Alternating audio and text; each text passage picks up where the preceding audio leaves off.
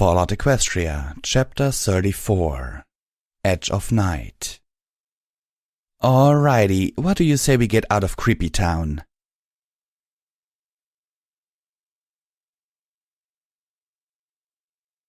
Darkness. Everything had gone black. Even the junction terminal was completely dead. Well, fuck. Okay, not entirely unexpected. The message left for Shadowhorn by Scootaloo warned that shutting down the Crusader mainframe would shut off all the automated systems.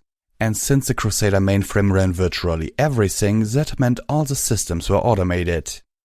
I had stopped Elder Cottage Cheese. I had just hoped I hadn't cost the outcasts their base in the process. I turned on the lamp of my pip-bug. Its light seemed somehow ghostly in the raining quiet. Checking my pip-bug's auto-map, I was pleased to find that interfacing with the junction had revealed the entrance into the Crusader mainframe's secure room. I pushed myself up and started toward the entrance. With speed I could get there and reboot the spell matrix in Strawberry Lemonade's power armor before Steelhooves finished cutting his way in. I fought a niggling sense of panic. If I just broke the stable, I was going to be in so much trouble. The quiet didn't last long. Shouts echoed down the halls. As I trotted into the atrium, I passed the two knights I had overheard talking earlier. They were galloping towards the security station, the spotlights on their helmets cutting swaths of illumination, one of them still pulling the trash bin behind her. Emergency lights came on throughout the stable, bathing the halls in pale orange. I exhaled in relief. Thank you, Apple Bloom, for thinking of everything. Hello, residents of Stable 29. A sweet-sounding mare's voice called out over the stable's loudspeakers. My name is Sweetie Belle, and was one of the founding ponies of Stable-Tech. I cast a look at one of the speakers I passed by. What was this? If you are hearing this, it means that the Crusader mainframe that has been running Stable 29 since it was sealed was shut down moments ago because it posed a threat to the ponies under its care. Sweetie Belle's voice was calming. I slowed to a walk. Emergency subsystems have been activated to take care of vital life-sustaining and security-related systems. The voice of Sweetie Belle informed us. Unfortunately, these subsystems have a limited lifespan and will only function for 5 years. For ponies trapped in a stable beneath an irradiated hellscape, 5 years would have been a major problem. For us, it was virtually a gift from heaven. I'm afraid you will have to figure out what to do from here on your own, but don't panic. You are good ponies and you can do more than you think if you put your minds to it. I know you will do just fine. Good luck, my little ponies.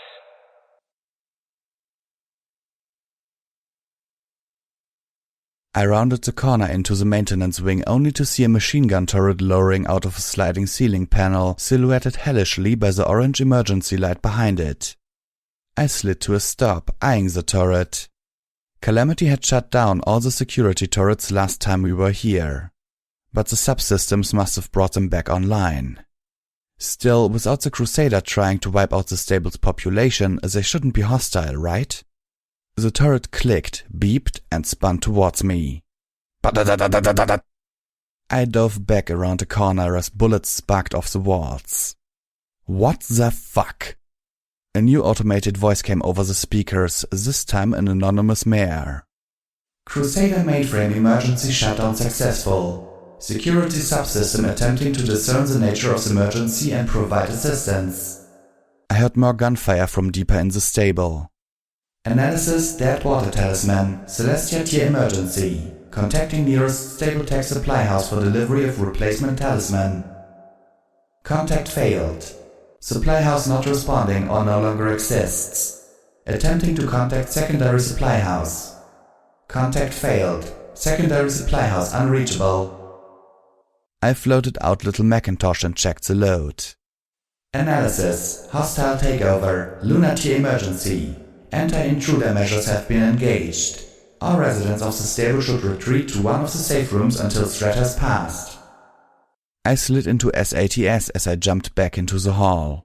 My targeting spell locked onto the turret and I fired 4 shots into its hull.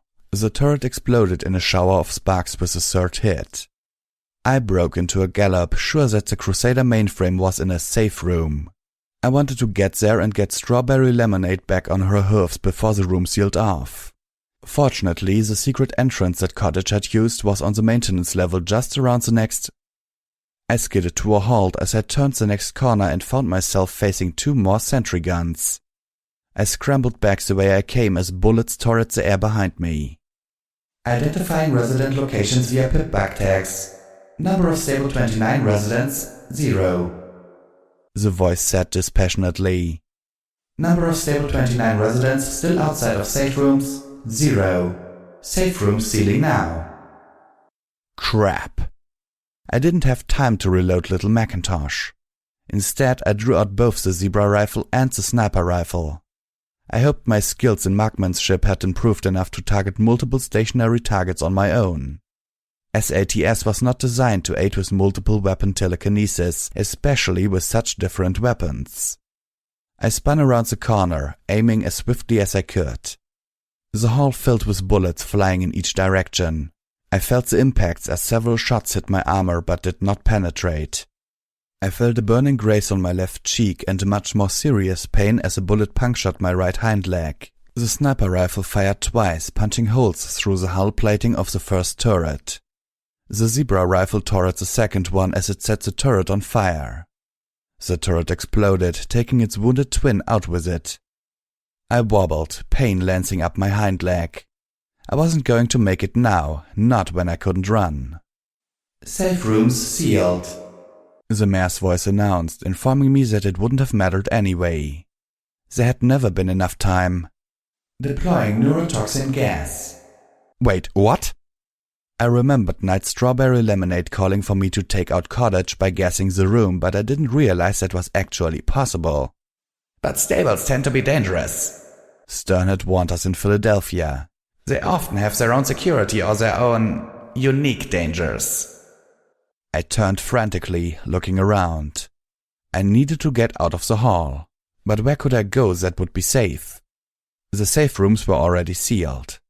I suddenly felt very tired. Having no better choice, I started hobbling back down the maintenance wing. I wanted to get to the pip-bug technician's stall. There was no logic behind the choice. It just felt like the best place for me to be. I probably wasn't thinking straight. I felt so tired. Tired and heavy. I wondered what kind of gas was going to be released. Would I hear it?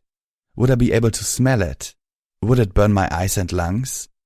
So far there was nothing, not even a haze to the air. A flutter of hope moved in my heart. Maybe, after 200 years, the intruder countermeasures no longer worked. Maybe there was no gas. The idea made me feel better, but also a little dizzy. Dizzy, and tired, and heavy. Oh no. And then I was falling back in the darkness again. I didn't feel my body hit the floor.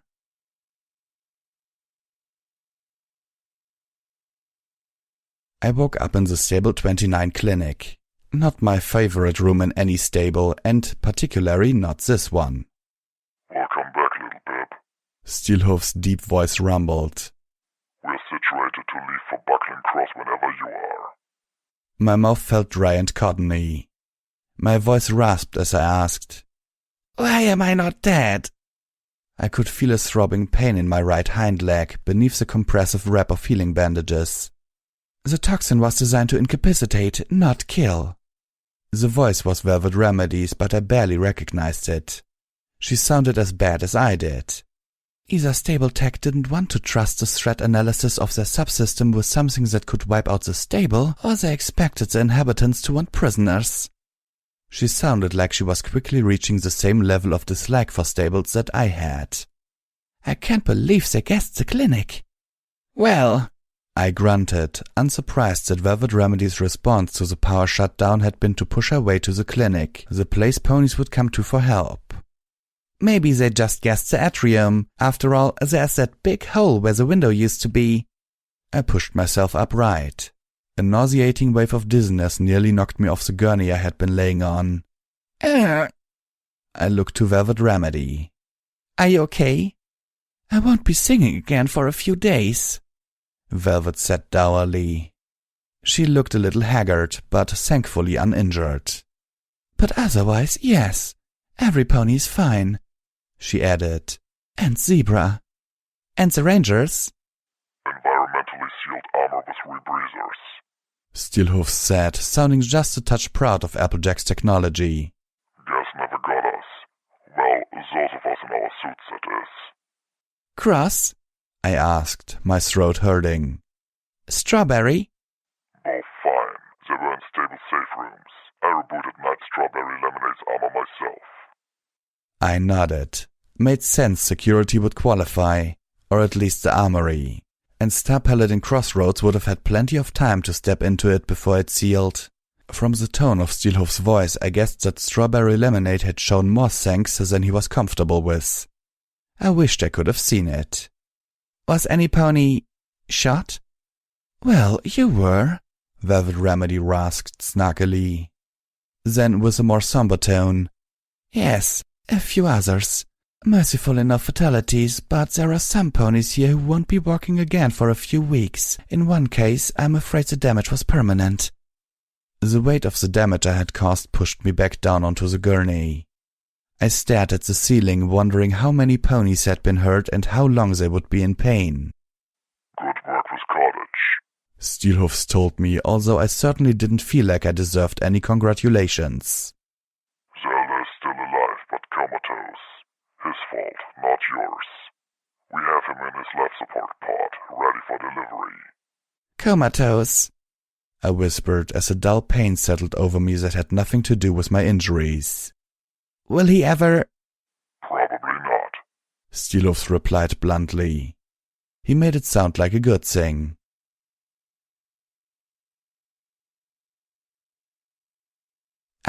I'm sorry." A lump caught in my throat as I stared up to a night stallion laying on a gurney.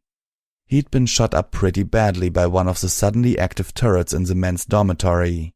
He hadn't been in his armor, he'd been off shift and had curled up to sleep, only to wake up as bullets tore into his back, screaming in pain as two of his fellow rangers leapt to destroy the turret. I imagined myself in his place, and I wondered if he'd ever be able to sleep easily again. For what? The stallion asked bitterly. Hey, ain't your fault. I'll blame Cottage if any, pony. I didn't. Blinking back a tear, I put a hoof on his shoulder. "Is there anything I can do?" "Think you've done enough," he retorted, then looked apologetic as I winced. I nodded and turned to go. Calamity and Zenith were trotting down the hallway towards me. I stopped in shock as I saw Zenith's horn. For a moment, I thought the zebra had been transformed into a unicorn. Badly. But I quickly saw the straps holding the metal plate to her forehead, the curving, wicked horn jutting out of it. I chuckled despite my melancholy. "So you finally got a chance to build the Hellhound helmet, I see," I said to Calamity as the rust-coated Pegasus paused to tip open a trash bin with a wing.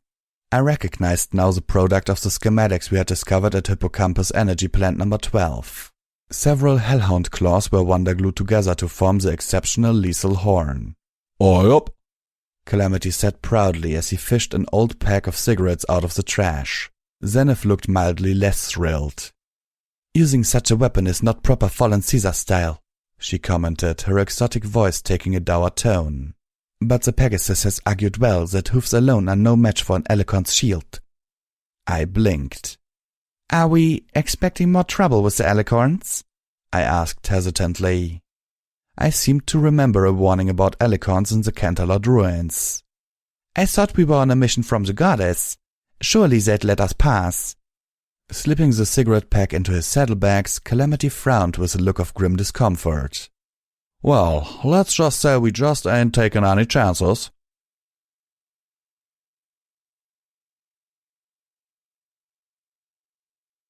The storm from the night before had given way to a light drizzle as Calamity wove the sky bandit between the dark, skeletal husks that had once been Manhattan's skyscrapers. We were heading to Buckling Cross in a part of the city that I had not yet seen. Velvet Remedy stirred, coming out of the Fluttershy orb for what was the second time since we left Stable 29 this morning. I looked away, not meeting the gaze coming from Steelhoof's helmet. Every pony deserved their little retreats. There's something I don't understand, Velvet Remedy admitted, looking to me as she put the memory orb away. Her voice was still raspy, but not as bad as it was a few hours ago. I wasn't in the mood for conversation. At my insistence, I had been led around to all the outcasts who had been hurt when the security systems activated. I apologized to each one. Most were polite, and some even thanked me for dealing with Cottage and possibly revealing 2 locations for backup water talismans to boot. Only one of them snapped at me over it. More should have. Little Pip, you said that Red-Eye talked about controlling the sun, the moon and the weather, but not even the goddess Celestia was able to control the weather all across Equestria. Does he really expect that mimicking what Trixie has become will make him more powerful than Celestia? I shrugged, not feeling like speaking. And honestly, I really had no idea. Velvet Remedy shook her head. For that matter, why focus on the sun and the moon? Either Celestia and Luna are up there somewhere, guiding them like they always have. Velvet glanced towards Calamity, her eyes meeting with his as he looked back over his shoulder at the conversation. Or Calamity is right, the goddesses are simply dead. The sun and moon are doing just fine on their own. Which would mean that the goddesses were never really needed in the first place. Sure, being their guide would be a status symbol, Velvet said. But Red-Eye seems practical. Why turn himself into something like her to do something that doesn't need to be done? Calamity veered away from the blackened husk of a building as dozens of pigeons burst out. I slipped off my bench as the passenger wagon tilted, thumping my right hind leg hard enough to bring tears to my eyes. Firelight leapt from Velvet's side, soaring out of one of the windows into the open air, giving chase. Blinking, I considered crawling back onto the bench. The bench was more comfortable, but laying on it risked another spill. I decided to just stay on the floor. Is it not obvious? Zenith said. He wishes to be worshipped like a god. How better to become one than to take on the role of your goddesses? I shook my head. I don't think that's it. Red-Eye had talked as if he was removing himself from the equation, like doing this was akin to dying. He was many things, but not a megalomaniac. Y'all are making an assumption that just ain't so, Calamity called back. We all turned towards him. And what would that assumption be? Velvet asked in a voice that would have been a purr if not for the after effects of the gas. Y'all talk like the sun and moon are doing what they're supposed to do, Calamity replied, swooping beneath a crumbling and dangerously canted walkway that stretched between 2 tilting towers. Several bloodwings were nesting underneath. Way I heard it, Celestia would raise the sun at the beginning of the day, then lower it at night. Luna would bring out the moon, then put it away at dawn. That was supposed to be the order of things, right? Well, yes, Velvet Remedy replied. Of course, but clearly that's still happening. It was night before, it is day now, and it will be night again, just like clockwork. Oh, it's happening, but it ain't nothing like clockwork. I can't tell you how many times when I was growing up that I saw the sun and the moon in the sky at the same time. Velvet and Zenith gasped. I reeled. The very notion was like something out of a doomsday prophecy. The sun and the moon never shared the sky. It was unnatural, blasphemous. Usually it was in the early morning, like they couldn't decide which was supposed to be out. They've gone wild, I reckon, or like the weather. Calamity began a graceful turn that tilted the Sky Bandit, giving us all a view of the slate-blue expanse of the ocean beyond Manhattan's harbor. I could see a few lights shining from the Pony of Friendship on her little island out in the bay. The storm clouds darkened as they stretched across the sea, and the horizon was obscured by the heavy grey of rain. Don't happen that often, but happens enough that no Pegasus ever forgets that there ain't no pony god in them anymore, Calamity snorted. And it ain't always in the morning. Once middle of the day, about a generation after the war, the sun and the moon weren't only both in the sky at the same time, they were in the same spot. It was like they collided or something. I was in shock, horrified by what Calamity was describing. The pony in my head tried to come up with an epitaph, but no lewd reference to the goddesses could match the profanity of that event. I wasn't there, of course, Calamity told us. but I've seen pictures. Sun turned into a black disk, pouring out a reddish light like it was the end of the world. Plenty of Pegasus folks thought it was. There was a rioting, ponies got killed. Enclave stepped in, restored peace. I think that was when they really took control.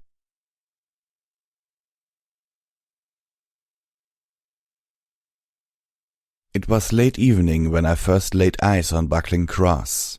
The skyscrapers had fallen behind us and the Manhattan ruins had become a grey maze of crumbling structures and flattened buildings radiating out from the Manhattan blast zone. We could clearly see where the balefire bomb had gone off. What had once been Manhattan's city center had been scoured to the foundations in a huge radius. The blast zone was almost uniformly smooth, save for odd lines where underground tunnels had channeled the blast. It glistened like glass. Beyond the Manhattan blast zone, beyond miles of shattered city, a murky river cut through the land. Its shores marked the boundary between Manhattan and Brooklyn, one of Manhattan's largest suburbs. The Brooklyn Bridge had once spanned the river. It has been one of Manhattan's crowning landmarks. A massive, multi-tiered suspension bridge with huge brickwork piers that included rentable living spaces. The Brooklyn Bridge had collapsed from both ends, leaving only a single freestanding pier in the middle of the river, a stretch of roadway hanging out over the water in each direction. When viewed from the right angle, it did indeed look like a giant cross. Little rivulets of rainwater were pouring off of each end, the wind caught the water in misty sprays. The meeting point for our exchange with the Steel Rangers was on this side of the river, so I was alarmed when Calamity flew past it, swooping out over the water. Hang on. What? I asked, crawling up onto a bench and floating out my binoculars.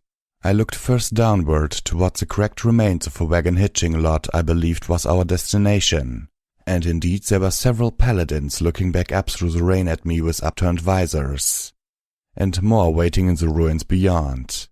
I spotted at least a dozen. Were they planning to ambush us, or were they protecting themselves should we try to double-cross them? I pointed out what I'd spotted to Steelhoofs. "Make sure your guns are loaded," he replied, then turned to Calamity. "Where are you going?" I turned my gaze to Buckling Cross, noting more Steel Rangers moving between the wreckage of wagons and defensive barricades. There were multiple turrets, including several mounted on the bottom of the bridge, which clearly kept it free of bloodwings, and I noted a few tank-like sentinel bots rolling about on patrol. Structures had been built between the tiers and between the columns of the pier, supplementing the living spaces already inside the pier. A line of cranes held several small boats over the edge of the bridge railing. All in all, the Steel Rangers' Manhattan citadel looked cramped, but ridiculously secure. It would take some considerable time to send reinforcements. They would have to do so by boat. I noticed other boats in the river, small, light craft pushing over the water by huge fans. A hoofful of them skimmed about like insects near a small settlement huddled along the shore in the dim shadow of Buckling Cross. Once, in the old Equestria, the buildings had been a strip mall, apparently dominated by two competing coffee shops. The two shops had fought to out-advertise each other, accumulating in each building a giant billboard over the respective corners of the mall. The billboard for Java's Cups had collapsed, crashing through the roof of the adjacent Sunny Suds laundromat. The opposite billboard had suffered severe damage from smoke and age, leaving only 4 letters of the sign clearly legible. Arbu. The residents of Arbu had rinsed the asphalt field that had once been the mall's complimentary parking with passenger and delivery wagons, using scavenged plates of scrap metal to fortify the barricade. It was a passable defense, but in comparison to the fortifications of Buckling Cross, the little village looked like a target. Several of the signboards from above the strip mall's shops, including a sign for Java's Cups the size of a schoolroom chalkboard, had been cobbled together to create a gate which could be opened and closed through a system of chains and pulleys. Above, the ponies had fashioned a sign, Arbu, friendliest town in the wasteland. The gate was being slowly drawn upwards to allow a merchant caravan to exit from the town. I knew what had drawn Calamity's attention even before I saw them. The rain-soaked ponies I saw moving between the rubble, setting an ambush for the caravan, didn't look like raider ponies. They lacked the fuck-up scourges of pony kind motive. No necklaces of pony bones or cutie marks of bloody weapons. They just looked like bandits. Calamity, maybe we should just scare them off. So they can just attack the next caravan instead? Calamity asked gruffly, kicking the reload bar off his battle saddle. Plan to go around apologizing to every pony they kill after we let them go? That stung. I shut up. There were 9 of them. I watched several taking aim-down rifles pointed towards Arbu. One, a slate blue unicorn mare, floated a heavy assault rifle into position. If we didn't intervene, this would be a slaughter. Calamity lined up on the first of the bandits and opened fire. One double shot from his battle saddle and the pony fell, missing part of his head. The bandits all turned, looking for where the shot had come from. Only one of them sought to look up into the sky. Calamity fired again just as the pony pointed upwards and cried out a warning to her companions. One of Calamity's bullets tore into the bottom of her pointing hoof, wrecking her foreleg. The other hit her thick leather armor. She fell back, badly wounded. Firelight swooped in front of us, diving down towards the bandit. The magnificent huntress let out a blast of green flame, setting the wounded bandit ablaze. I could hear her screams as she burned to death. The remaining bandits, 7 of them, dove for better cover, turning their weapons skyward. One black-coated earth pony with a sawed-off shotgun swung his weapon towards Firelight. Blam! The beautiful balefire phoenix let out a squawk of pain and fell from the sky, bouncing off a freestanding wall and landing in a trash bin. Velvet Remedy cried out in dismay. "Calamity, get us down there now!" she screamed. Dozens of bullets sparked off the sky bandit, echoing metallically. I floated up the zebra rifle and peered down the scope. The other ponies were shooting back at us, but the black stallion's shotgun didn't have the range. Instead, he was crouching behind a mailbox, looking for better cover. I brought up my targeting spell and took aim. His cover was good. It would be a tricky shot to get him. I paused and slipped away the zebra rifle, bringing out the sniper rifle instead. I reasoned that an armor-piercing shot would go right through the mailbox. But the real reason is that I didn't want to set these ponies on fire. It felt wrong to kill them like that. But I was still going to kill them. Did that make me corrupted kindness after all? Calamity banked, firing again. One of the bandit ponies learned the hard way that her cover was just not quite good enough. She screamed as one of the bullets clipped her in the flank, the other pinging off the concrete she was hiding behind with a shower of white dust. "Damn it, move where I can see ya!" Steelhoof's deep voice wearily commented. "I don't think she's looking to oblige." He moved up to one of the passenger wagon's broken windows, warning us to get back. The missile launcher built into his battle saddle opened up. 2 rockets whooshed out, the backwash of their launch filling the wagon with choking smoke. I threw myself to a window, more to breathe than to see, and watched as the missiles struck home on the bandit mare's concrete shield, blasting it apart. The mare's body was bloodily torn by chunks of blast-propelled concrete. More shots. This time neither from the bandits nor from us. Several armed ponies were charging out of Arbu, firing pistols and rifles at the bandits. Others were moving to protect the merchant. The remaining bandits were forced to split their attention.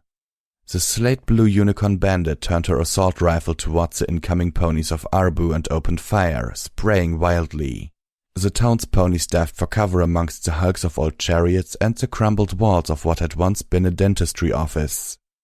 At the gate, one of the ponies knocked the merchant out of the line of fire, taking several bullets in the side.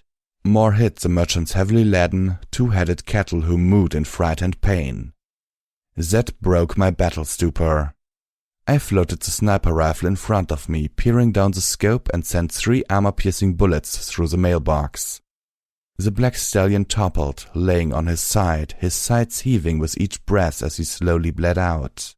Calamity had maneuvered us close enough in his efforts to land for Velvet that I could hear the cry of the colt who suddenly galloped out from under a pile of metal boxes. "Daddy!" Oh, no. No. Celestia raped me with a solar flare, no. The colt ran right up to the fallen stallion, throwing himself on his dying father, and right into the line of fire. What had I done? Velvet Remedy's shield spell flashed up over the colt and his fallen father. I slipped my weapon away, feeling an icy numbness pass through me. They are bandits, I tried to tell myself, but I was not ready for bandits with family. Please, I prayed to Celestia, don't let the father die. The father, I put 3 bullets through. Below, a rifle shot from one of the bandits caught an Arbu mare square in the chest. She fell, coughing up blood once, twice, then never coughed again. Steelhoof's grenade machine gun tore at my eardrums as a swath of explosions ripped through the bandits' defenses, killing 2 of them and sending the others scattering. Another twin shot from Calamity felled one of the bandits as he ran, blood painting the broken wall beside him. Another took several shots from the Arbu town ponies. Most of the bullets impacted the bandit's armor with little effect, but a lucky shot pierced her eye. The shot knocked her head back, the black socket of her eye, ringed with blood, stared vacantly upwards towards us. Unbidden, the nightmarish vision of the sun and the moon sharing the sky, becoming a black disk ringed with fire, blossomed in my mind. I shuddered uncontrollably. As the mare fell, the last bandit turned and fled into the ruins. 2 of the Arbu ponies gave chase. I could tell Calamity wanted to as well, but Velvet was desperate to get to Firelight. The passenger wagon wobbled in the air as Calamity made his decision. Then we turned, dropping down in the nearest stretch of road. Velvet Remedy leapt out through one of the windows before we had touched down.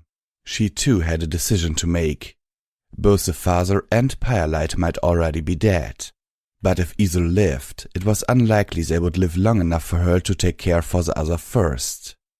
She paused, looking in the direction of one, then the other. I could see the tremble pass through her legs. With a tormented cry, she made her decision, and galloped towards Firelight as fast as she could. As she ran, her horn glowed, opening her medical boxes. Healing bandages and potions and drugs spilled out. "Zenith, little Pip, please help him," she begged us at the top of her voice as she left us behind. Telekinetically scooting up the dropped medical supplies, I ran towards the father and his colt, Zenith galloping at my side.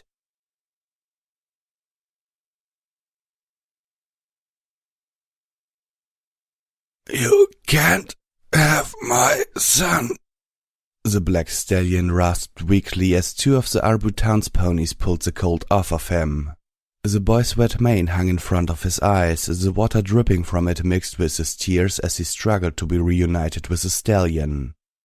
"We'll take good care of him," one of the Arbu mares promised kindly. "Treat him as one of our own." Zenith and I were doing what we could, but the 2 of us did not equal one Velvet Remedy. And seeing the extent of the damage made me think that not even she could save him without the aid of a full clinic. Instead, the painkiller was at least dulling his pain. His last breaths were shallow, his eyes glazed and not truly seeing. I could barely see him through the tears in my eyes. "I won't let—" The rest of the sentence was lost in a final exhalation. The stallion was dead. I stumbled away, breathing heavily, tears falling from my eyes. I'd killed him. I'd killed the colt's father. I was having a hard time breathing. I tried to think of anything I could do to make this right. But you couldn't fix dead. There was no way I could make this up to either the father or his colt. I knew it, and it felt like it was killing me. I deserved it. My ears caught the sound of creaking wheels and hoofs clopping through puddles. I turned as the pony approached from Arbu, hitched to a wagon. She was a stout apricot unicorn with a wagon for a cutie mark and a scar just underneath it. Her coat showed signs of radiation poisoning. She waved a friendly hello that I half returned. Her horn glowed with a soft brown light that enveloped the father and floated his body upwards into the cart, placing the black-coated corpse on top of several other pony bodies. Arbu was collecting the dead, their own and bandits alike. "What?" I asked weakly. "Well, some pony gotta bury them." replied a green-coated Arbu mare with shockingly orange hair. I felt another shot of pain as I realized the good ponies of Arbu treated the dead of their enemies better than I tended to treat the bodies of ponies I had grown to care about. The image of Pinkie Pie's skeleton and apple blooms both floated in front of my mind's eye. I realized how utterly unworthy I was of Homage's affection. I didn't deserve the friends I had found. I couldn't keep going like this. I couldn't keep doing this. I needed to do better. I needed to be better. Velvet Remedy appeared, tears in her eyes. Oh goddesses, no, not Pyrelight too. But this time my worries were in vain. "She'll live," Velvet announced. "If the shotgun was in better repair, it would be another story, but she's in bad shape. We should get her to someplace radioactive in the next few hours so she can begin healing properly."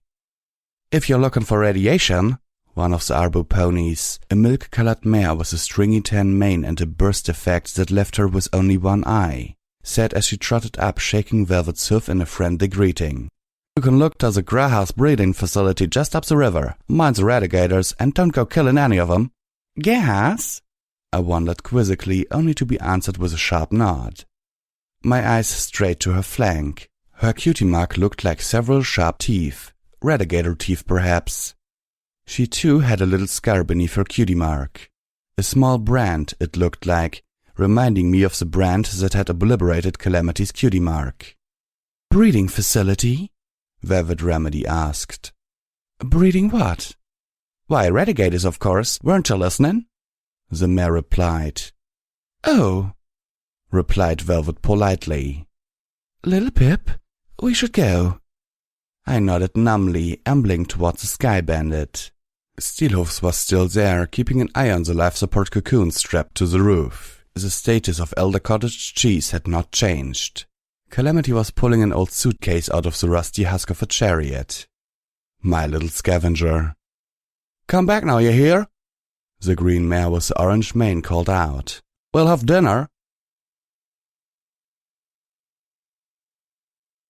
Third time this month I've had to break up a yelling match between Mr. Beans and Yamucha Joe, ever since Joe opened that new Starbucks across from Mr. Beans' Java's Cup. First it was just the two of them trying to undercut each other's prices. Then that shipment of coffee beans went missing and Yamucha Joe started throwing some nasty accusations. Totally groundless as it turned out. Shipment got rerouted to Philadelphia because of some glitch in the Starbucks terminal system. Can't stand those things. They seem downright un-pony. Yesterday, though, Yamucha Joe unveiled a new ad for Starbucks steamy coffee, and hoo-wee, never felt more like buying a cup of coffee in my life just to show my appreciation. Now, I don't know what makes steamed coffee so different from any other type, but Mr. Beans was sure steamed about the ads. Called it blatant use of sex to sell coffee. And I reckon he was pretty on the nose about that. Mr. Beans rallied together a flock of local ponies to stand in front of Joe's place, decrying the poor guy as immoral and degenerate, the whole sick of the children routine, and harassing customers. When I arrived to break it up, one of the old mares hit me with her protest sign. Yamucha Joe came out to help, and before I knew it, Mr. Beans and Yamucha Joe were in each other's muzzles. And it looked like it was going to come to bucks. It didn't help that Mr. Weather's stupid yappy poodle got loose and was adding its own head-splitting noise to the ruckus. I got them settled and went right to Quick Care for some stitches. I can't believe I quit my job in Manhattan for this crap. Calamity's suitcase had been locked. Opening it, I found an old security guard uniform, a cattle prod, a 4-star month's pass on the Lunar Line, and a comic book, Sword Mares, the cover featuring a mare who was rendered to be ridiculously hot to the point of deformed, wearing equally ridiculous flank-barding armor and holding a sword in her muzzle as she faced down a monster that looked like a crossbreed between a giant Yaguai and Nightmare Moon, a wide-eyed buck cowering behind her. In addition, there were a whole mess of audio logs. Most of the logs had deteriorated beyond salvation, but I was able to download 8 of them into my Pip-Bug. My Pip-Bug was clicking at me with a chiding voice. Calamity circled the Sky Bandit around the ruins of the garish pink and green hatchery building with the cartoonish, smiling alligator statue out front. The hatchery sat between the Manhattan edge of the gloomy river and a set of train tracks which crossed the street leading up to it. All about were strewn tank cars, most of which were leaking a glowing toxic sludge. When the balefire bomb had detonated, the train had derailed, spilling its shipment of radioactive waste across several blocks. The hatchery had gotten the worst of it. Several train cars had been flung into the building and its water pans, smashing them apart. Gummy's retirement hostel and alligator sanctuary. I spotted at least a dozen giant radigators milling about in the water pans and along the shore. Through a shattered wall of the hatchery building, I saw the shadowy movement of a legendary radigator easily the size of one of the train cars. "We are not going inside," I announced. The mayor from Arbu had asked us not to harm the local wildlife. I wasn't sure why, as the radigators posed a clear threat to the town just downstream. I suspected the bridge underturrets along Buckling Cross regularly had more to shoot at than just bloodwings. "There's a big one in there that looks like he could swallow me whole." Velvet Remedy nickered. "We shouldn't need to. Just set us down on the roof, Calamity. I'll put Perlite somewhere cozy to rest." She looked down sorrowfully at the wounded bird wrapped in blankets. The phoenix coughed and shuddered, sending a twinge of worry through my friend. "Gotcha," Calamity called back. "But be quick.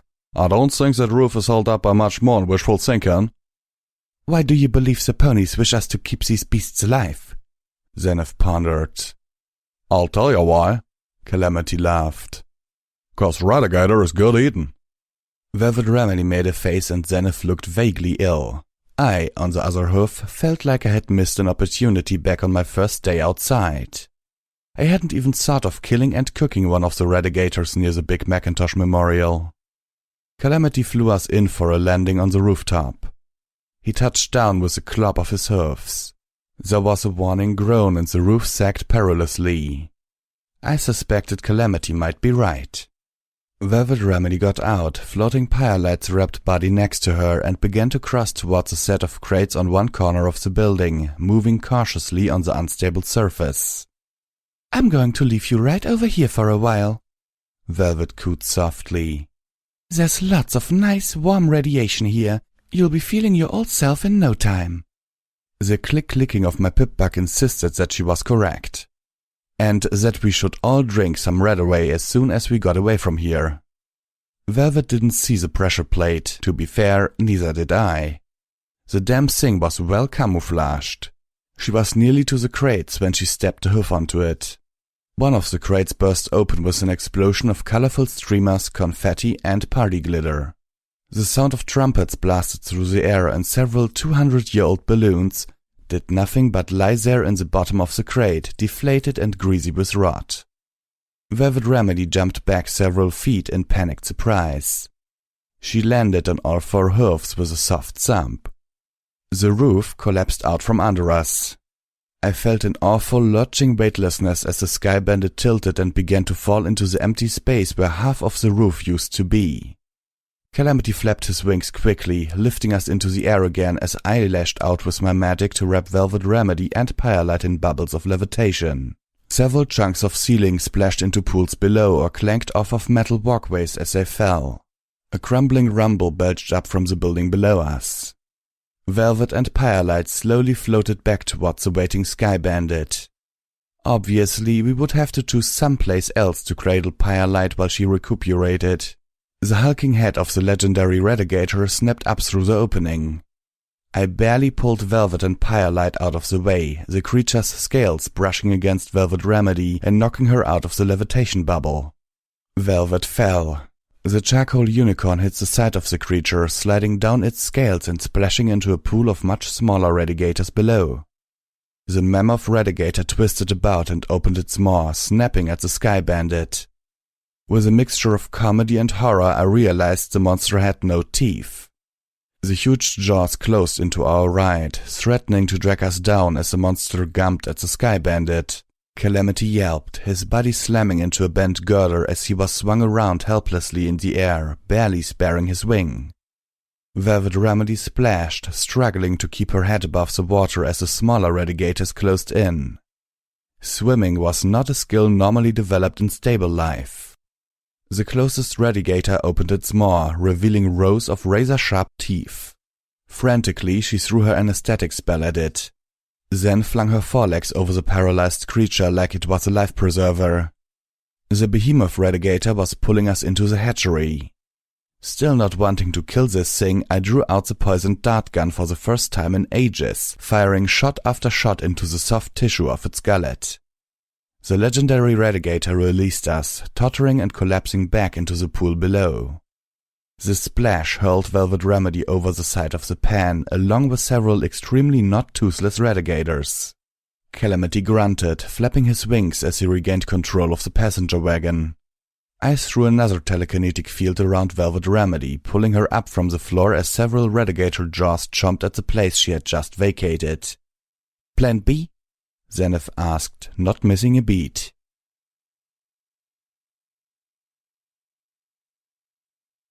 I was just starting to soak in a luxurious bath when I got an emergency call from the mall. Mrs. Weather was reporting a robbery. I get there, soaking wet, my uniform clinging to my coat, only to hear that the thief was a Sunny Sut's new Sparkle Cola machine, and the theft was a single bit. Apparently, she'd hit the button for one of those new Sparkle Cola rats, and the machine dispensed the normal Sparkle Cola. Oh, the horror. The operator at Sunny Sut's naturally had no way of getting into the machine. I could probably do it with a crowbar, but then I'd probably be fined for the damages. I instead just gave her one of my bits, which she promptly put into the machine, hitting the same button and getting the same damned result. I feel I should receive an award for refraining from using the cattle prod on the old hag. An hour and a couple of packets of Radaway later, the Sky Bandit flew over the designated meeting spot. The Steel Rangers had changed their configuration. Many of the backup Rangers were now hiding in places that couldn't be targeted from the air. Either that or they had left, but I didn't believe the latter was at all likely. I licked the inside of my muzzle. Radaway tasted like rancid orange juice, and it left an aftertaste that was, somehow, even less pleasant.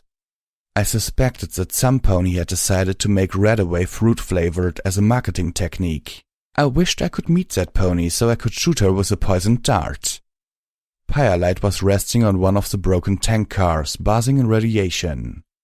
The giant radiators shouldn't be able to reach her so long as she doesn't roll off the tanker. Velvet Remedy had planted herself a safe distance away, just out of the radiation zone, keeping watch through my binoculars. She had her anesthetic spell in case Firelight should fall or one of the radiators should figure out how to get up to her hiding spot, and my combat shotgun and plenty of ammo in case the spell wasn't enough. As Calamity circled the lot, the rain finally let up. We landed, minus our medical pony, on the edge of the parking lot, facing 8 Steel Rangers whom we could see, and several whom we could not. According to my EFS, one of them was outright hostile, a spot of red in the sea of lights on my compass, even though she stood her ground patiently like all the others. We waited as Calamity released himself from the Sky Bandit's harness and shook the rain out of his coat. Then he flew up and released the chains, binding Elder Cottage Cheese's life support pod to the roof mounting. As I floated the pod down to hover behind us, Calamity grabbed Spitfire's thunder and took off into the air. Steelhoofs grunted and took the lead. I followed, floating the pod, Zenith behind me. The atmosphere was like a rubber band, stretched out to the point of fraying, about to snap. "Goddesses, I don't like this," I muttered under my breath. I had telekinetic sheaths around all my weapons, even though they were still in their holsters. Armor-piercing or magical rounds were loaded into each. My ears swiveled, trying to pick up the sounds of the Steel Rangers we couldn't see as they moved into better positions, their little lights sliding back and forth on my EFS compass. 2 of the Steel Rangers approached. One of them was a unicorn scribe wearing robes of pre-war armored mesh. The other was a red light on my compass, a paladin whose battle saddle held what looked like 2 anti-tank guns. The others stood at the ready, weapon ports open on their battle saddles. "We were expecting Steel Ranger traitors, not one traitor and a bunch of tribals," Miss Hostility growled. Then her head bobbed as she took in Steelhoofs. Well, it seems they did grace us with Steelhoofs himself. So tell me, Hoovy, are they actually calling you Elder now? Hoovy? I have accepted the position. Steelhoofs said shortly.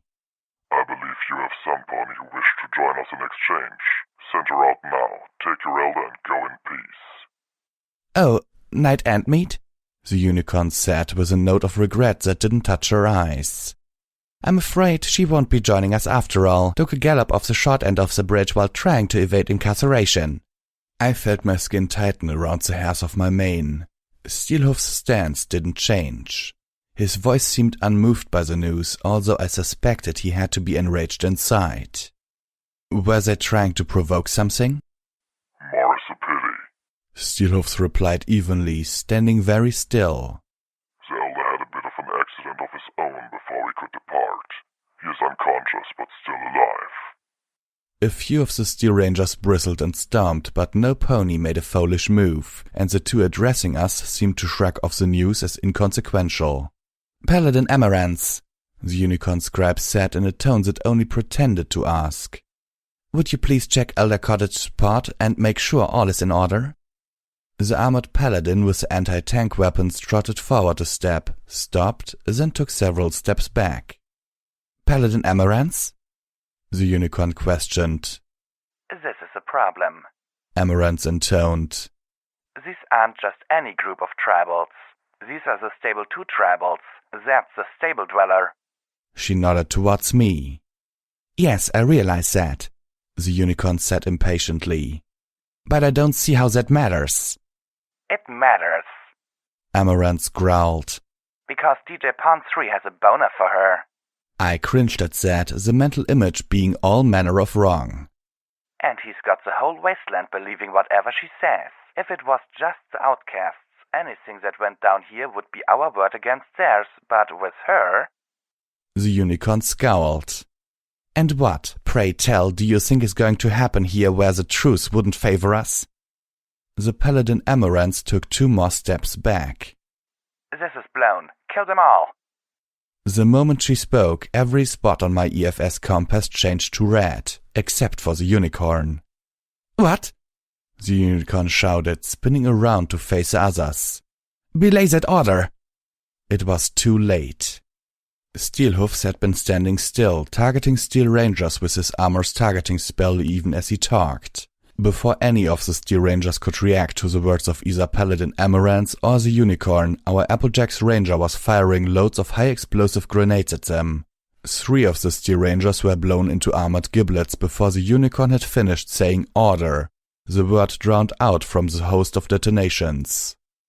Paladin Amaranth fired at Steelhoofs almost point blank, the rounds from her twin anti-tank guns punching through his armor and flesh and exiting on the other side in perfect holds. Steelhoofs fell to the ground with a metallic thump. His light on my compass winked out.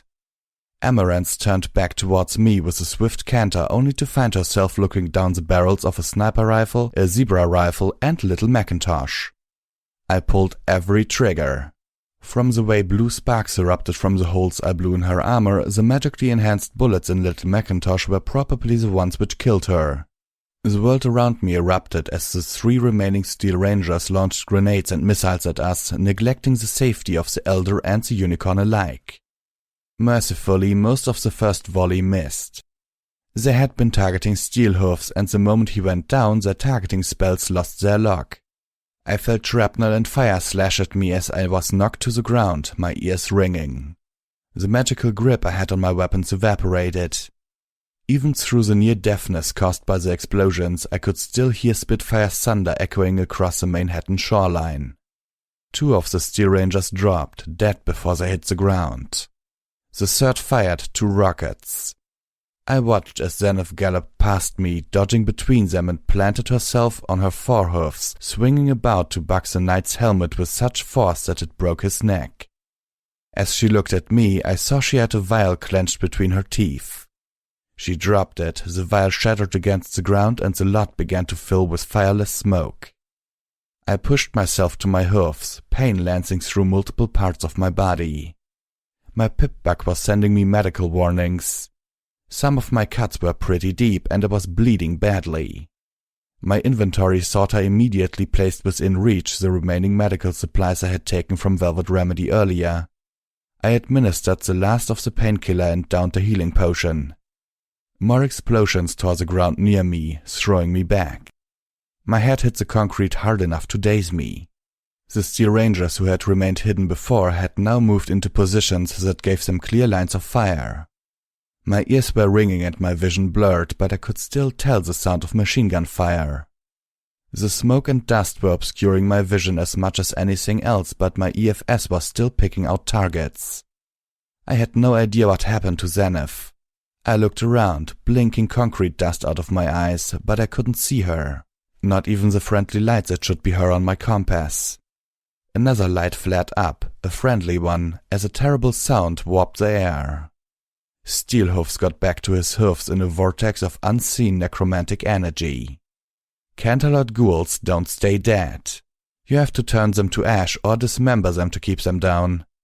I was at once thankful and horrified, fearing even more our trip into the Canterlot ruins. Some pony was crawling towards me, a friendly light on my compass.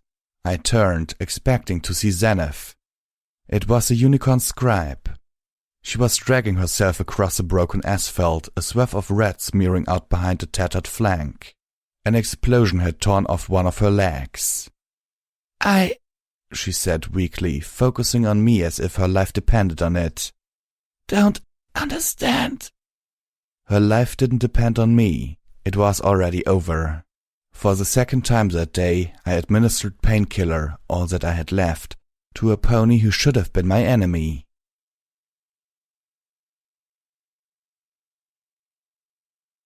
I found myself laying down on a straw bedroll in the common lot of Arbu, watching colorful ponies trot around. Many of them stopped to wave hello or trotted up to greet me. Friendliest town in the wasteland had been the claim on their sign, and they seemed determined to live up to that. As one pony, a fairly ugly puce-colored mare with a wizard left hind leg and a cutie mark that looked like a stew pot, told me, "Well, we got to be good at something, and everything else about this town sucks, so it might be as well us that's the good part, right?" Most of the storefronts had boarded over windows, except for the Helping Hoof Quick Care, whose windows were covered in aged flyers and posters, and Virtue Comics, which no longer had a front wall, much less windows. Still, the entire place was clearly in use, the home for a half-dozen pony families. We would be spending the night here. The good ponies of Arbu insisted on being gracious hosts after we came to the merchant's rescue earlier today. I was too numb to argue, or really to feel anything. Part of that, I knew, was the painkillers that Velvet Remedy had doped me with before wrapping me in enough bandages to be a museum exhibit. Come see the mummy of the rare stable dweller. Beware the curse. I couldn't remember how the fight ended. I couldn't remember much past holding the unicorn scribe as she passed from this life. I had a concussion. Velvet Remedy warned that I might have blacked out. "Thanks again for your kind help, stranger," the merchant pony was saying to Calamity. "That might have been the end of me if you hadn't stepped in." Velvet Remedy trotted up to me, seemingly from out of nowhere. She gave me a gentle kiss on the horn as if I was her little filly. "How's your head?" I grunted in response. My head was full of crying shadows. "You'll be okay, little Pip," she said soothingly. "Just rest." She sighed as soon as she said it. "Why do I even bother saying that?" "Where were you just now?" I asked, changing the subject. "Helping patch up the merchant's Brahmin," she replied, indicating the two-headed cattle. "One of them took a few bullets and the other had a sliver of glass wedged in her hoof. It will be another day or two before the first Brahmin can travel, so the merchant will be joining us here for dinner." I nodded. "That was nice of you." I wondered how the hell you could notice a sliver of glass in the bottom of a creature's hoof. I mean, they were standing on it, right? "Oh, she told me," Velvet said casually as I vocalized the last question. Then she kissed my head again, informing me, "I'm going to go sit with Calamity." She trotted off, leaving me wondering when she had picked up an ability to communicate with animals. The gears of my mind felt broken, and I was sure I was missing something. Getting up, I started to look around. I had nothing better to do, and my usefulness seemed to be limited to shooting things. I played another of the audio logs of an unnamed mall security guard. Spent the day at my niece's birthday party. First time I actually wanted to be called away, so naturally no pony had any problems. I was tempted to feign a call anyway. I know that is awful and selfish of me, but darling is suffering from wartime stress disorder, and there's really nothing I can do to help. I hated just standing there, feeling useless, sharing worried looks with my sister as darling went on, muttering things like, "So what if it's my birthday? We could all be dead tomorrow. I hate this war. Why does it have to be like this? Is it really too late to come to a peaceful resolution? I'm sure not all zebras are bad." No pony was enjoying the party. According to Sis, darling has been depressed for months now, and nothing she does seems to pull her out of it. She was really hoping the birthday party would raise the god's spirits, but if anything, it seems to have made her even more withdrawn. Sis is at her wit's end. I advised her that it was time to call the Ministry of Peace. Darling needs help that we can't give her. One of the Arbu ponies trotted up to me, a canteen around her neck. "Would you care for some water?" I realized I was parched and nodded. My pip-bug clicked softly as I levitated the offered canteen close. The mare looked apologetic. "I'm afraid all we have is dirty water here. The purifier's down again, been down all week. We've captured as much rainwater as we could, but we're saving that for the children." I nodded, understanding, and took a small drink. Just enough to be polite and to wet my mouth. Then, remembering that it might be a long time before I had water even this good again, I took a deeper sip. The goddesses only knew what the water would be like in Canterlot.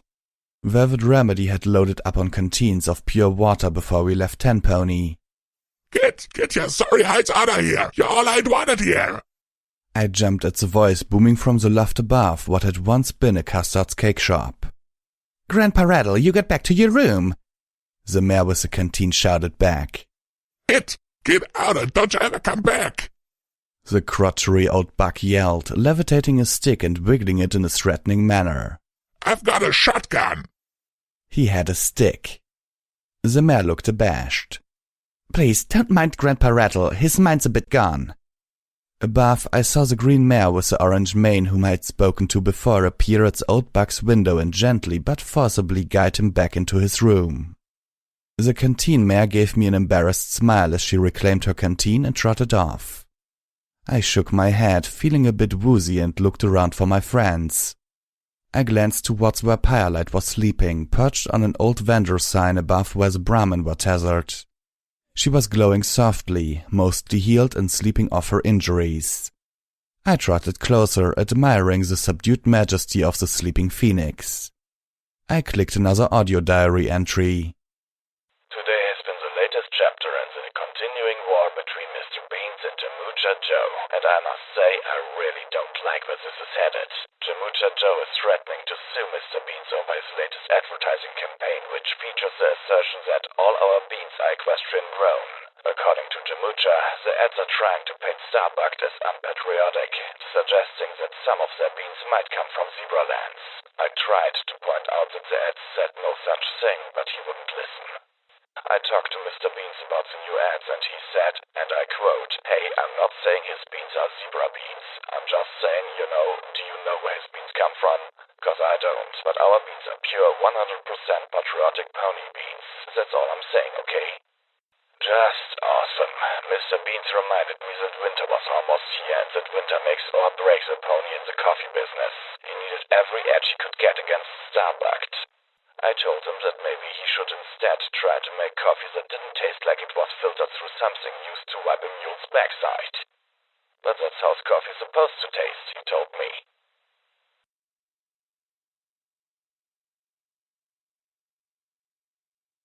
Sandy Shore. That was the name of the black-coated bandit's son. I kept watching him from across one of the picnic tables in the Arbu common lot as I ate from the meaty bowl of stew that the good ponies of Arbu had offered us. Sandy Shore was lethargic, slow to respond, and very withdrawn. His eyes were red from crying, but he wasn't crying now. He was staring at his stew with very little interest. I emphasized. It was an absolutely delicious stew, Redigator is good eaten. But I just didn't have any appetite. I put another spoonful into my mouth, chewed and swallowed mostly from the rote memory. My pip-bug clicked slowly at me. The stew was made with mildly irradiated river water. After the radiation exposure at Gummies, I wasn't so concerned about the negligible amount I was ingesting from the dirty water used in the stew. I was a touch worried about the cold, but I had to imagine he had ingested worse. Often. And at least the water in his glass was pure rainwater. "So, what's the market here?" I heard Velvet Remedy ask. She and Calamity were chatting amiably with several of the Arbu ponies and the caravan merchant at the next table. Steelhoofs was sitting nearby, keeping watch over Elder Cottage Cheese in his medical pot as the repair spells enchanted into his armor slowly patched up the gaping holes created by Amaranth's anti-tank guns. I'm not sure what Steelhoofs planned to do with the Elder now. I didn't think he knew either. "We're always looking for parts to keep up that damn piece of shit water purifier," Emerald Fire, the green mare I had met before, told her. "And more right away, especially for when it's broke. Which is likely every day that ends in Y. Beyond that, basic supplies, and by the fucking goddess if we could just get some toilet paper." By the goddess? Which one? Or did they actually follow that one here? Velvet Remedy had caught that too. "The goddess?" she asked politely. Yeah, no. Unity and all that crap. We're all going to be together as one, ain't we? Emerald Fire's raised voice brought laughter from nearby picnic tables. Lowering her voice, "We had one of our wandering preachers come through a few years back. It was a bad year for us, so we took some solace in him." Velvet Remedy nodded and then redirected the conversation. "So what do you barter with here?" "Meat," the milk-colored mare spoke up proudly. "Come from generations of redigator hunters." She thumped a hoof on her chest. I understood now why she didn't want us killing the monsters in the hatchery. The giant redigators were their livelihood. I faded out of the conversation. I was having trouble keeping focus. I looked down at my stew and realized I'd eaten more of it than I thought. My head was throbbing even behind the painkillers. Sandy Shore had pushed away from the table and was wandering off towards the section of the strip mall which had once been a Helping Hoof Quick Care. Amongst the faded posters and flyers papering its windows, I spotted a grey one with black block letters. "Remember what separates ponies from zebras. Not stripes, not cutie marks. But what is inside. There's good in all of us." No pictures, no ministry affiliations. It almost looked like it could have been locally made. Embarrassment pushed through my numbness. I hoped Zenith hadn't seen it. I looked across the lot to where she was eating food of her own cooking. Alone, save for the merchant's cattle, one of them had bandages wrapped around its leg, courtesy of Velvet Remedy. "What are the marks on your flanks?" I heard Calamity ask as I got up from the table and made my way over to Zenith. "They look like brands." There was an odd tone in his voice. "Yep, it's an Arbu mark," a mare told him proudly. "We get it after we eat the heart of our first kill. Only ponies with an Arbu mark can vote in the town council." I settled down next to Zenith, tuning out the conversation the others were in. I was having trouble following it anyway. Probably the concussion. Or maybe it just didn't seem so important. It was hard for such little things to seem important when I kept seeing Sandy Shore hugging his father, crying. Or the mare whose eye had become a horrific black moon sun thing. Or the unicorn scribe murdered by her own rangers in some sort of political move I still didn't understand. I looked at what Zenith was eating. "Please tell me they didn't refuse to offer you food," I said, my hackles rising. "No," she said simply. "I cooked for the medical pony and myself. Neither of us cares for stew of meat. I just hope I did not offend." Oh yeah, that makes sense. "We should be apologizing to you," I replied earnestly. "Why?" "Well, because—" I glanced back in the direction of the poster. Maybe she hadn't seen it. "You did not write that." Damn it, she had. "Nor any of the ponies alive today, here or elsewhere. You should not apologize for what ponies who are not you did long before you were around to stop them." My head swam a bit, and it took me a moment to realize we weren't just talking about ponies. I nodded, understanding. None of us would blame you for what happened in the war. I paused, realizing that wasn't correct. Well, Steelhooves would, but I think he's coming around. My thoughts returned to the poster. They could have at least painted it over, though. They are hunting their prey to extinction, Zenith informed me. Soon there will be no more meat to butter with. I do not begrudge them for not spending what little they have on such luxuries as paint. I thought of the number of radigators we had seen at the hatchery.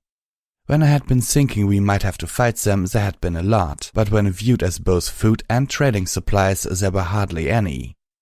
I hoped the river held significantly more and found myself wondering what a bad year amounted to here in Abu. My brain seemed to slip. I felt like I had lost a bit of time. Back at the tables, I heard Calamity asking where the new graves were. I felt a sudden urge to pay my respects to the bandit I had killed, no matter how ludicrous or meaningless the act would be. Oh, we ain't buried them yet, an Arbu buck replied. Grounds too muddy, got the bodies locked up in the clinic cellar for now. Emerald Fire shot a dark look at the buck. Calamity nodded. Velvet Remedy coughed with alarm. Hey, isn't that where Sandy Shaw was headed? Don't worry, miss, got the cellar locked up tight. No pony's gonna get in there without the key. Yeah, because apparently the only pony in the entire wasteland who can pick a lock is me. No, wait, there's at least one other. Probably part of the Philadelphia Steel Rangers. Or maybe some pony who works for Red Eye.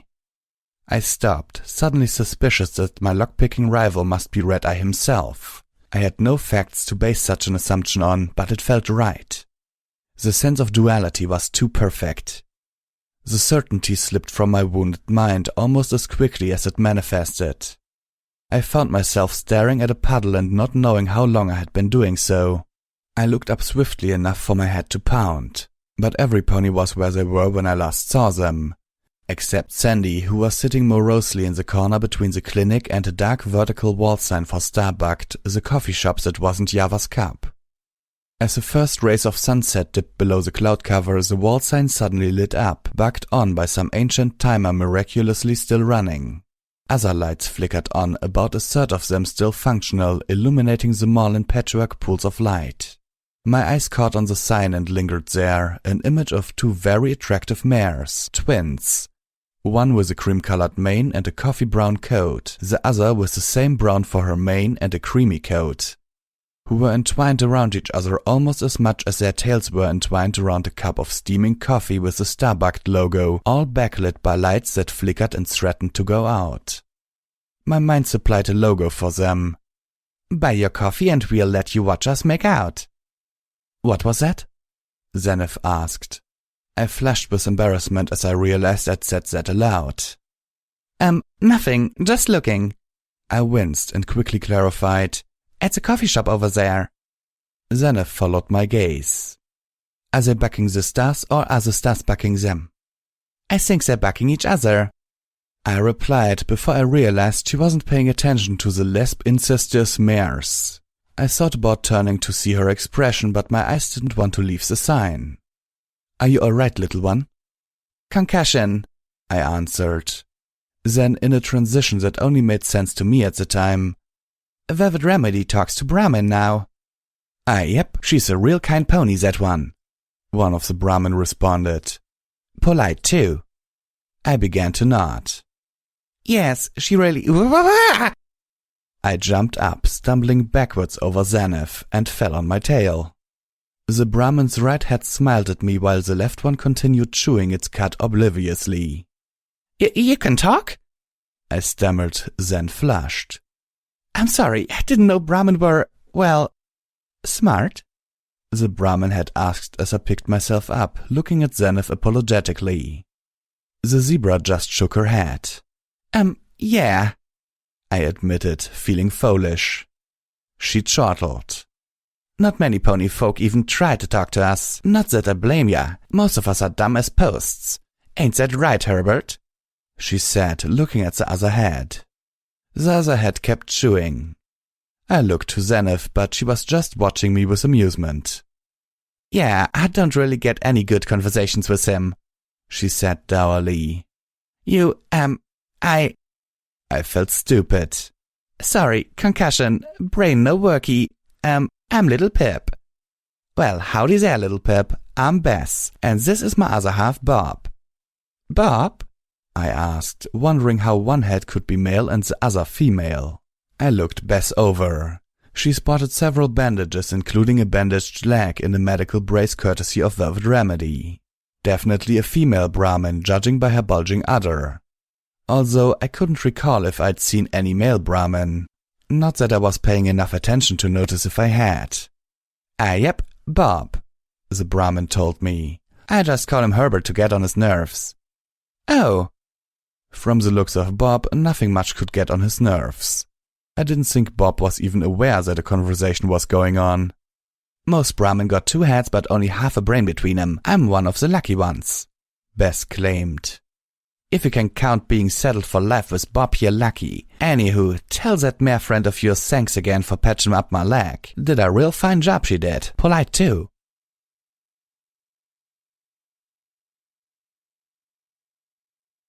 A mare from the Ministry of Peace took Darling away yesterday. Apparently she is being held at a WSD treatment facility in Manhattan. I've picked a renewable 1-month path on the Lunar Line so that I can visit her regularly. Had our first snow today.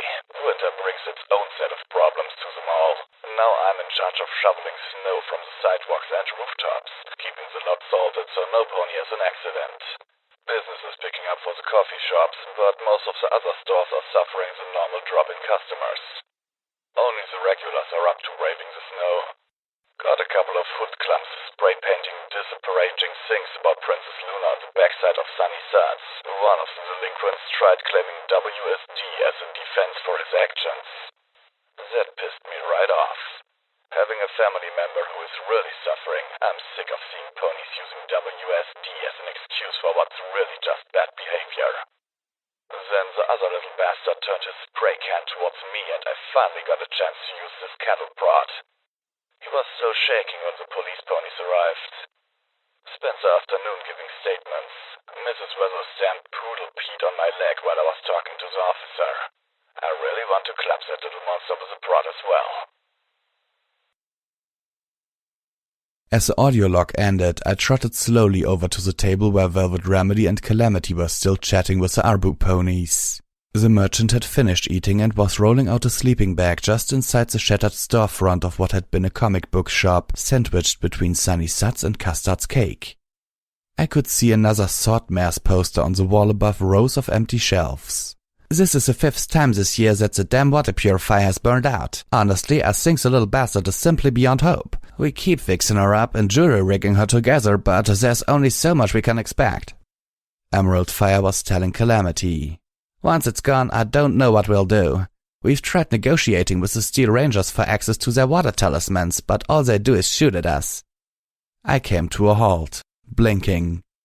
Wait.